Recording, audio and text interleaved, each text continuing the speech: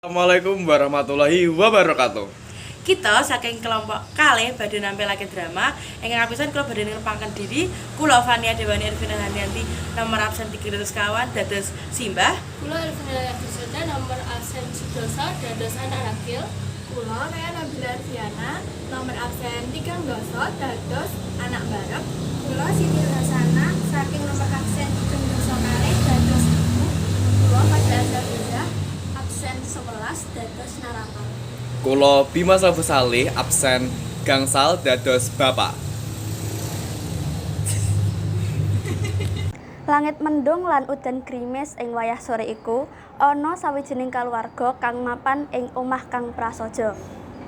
Kaluwarga iku peputra loro wadon, Sarah lan Vira. Sarah watake bandel, dene Vira watake andhap asor. Ing wayah sore iku keluarga iku pengen maem mie rebus.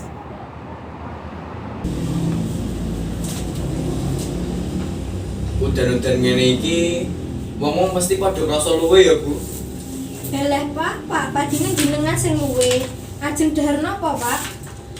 Mie rebus pedes encon iki, Bu. Alah, sar, kowe iki tek yo gur melu-melu wae. Ning dapur jene mie rebus ra, Bu?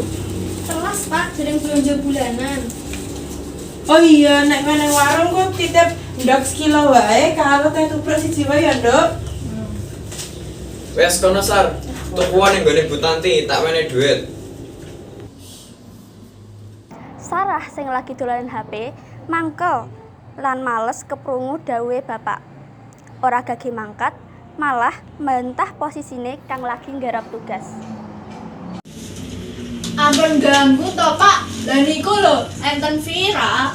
Kok nggih kedah kula, Vira le nembe mboten napa-napa. Lah kowe iki ket mau gore game wae to sar. Deloken ke lho adikmu lagi sinau. Ayo Mbak, kula kancane dateng warung pesan sampean buatan dhewean.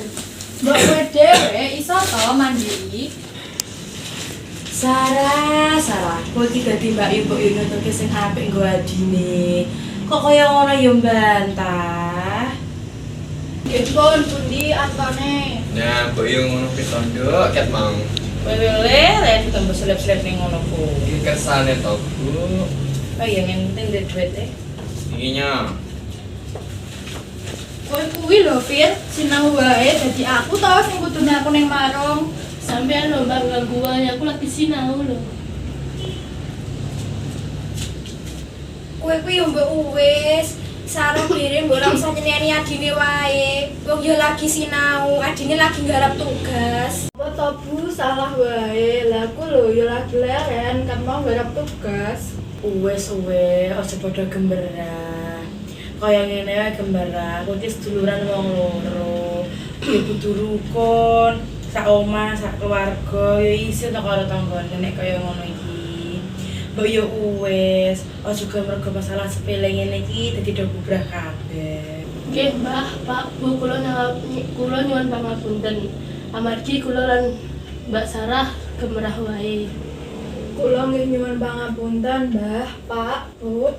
Nah, lah mbok ngono kuwi, nek sedulur ki sing akur. Nggih, Pak. Pusanane, Sarah lan Vira sing wis akur padha mlaku bebarengan menyang warung. Ayo Fit, ayo Mbak.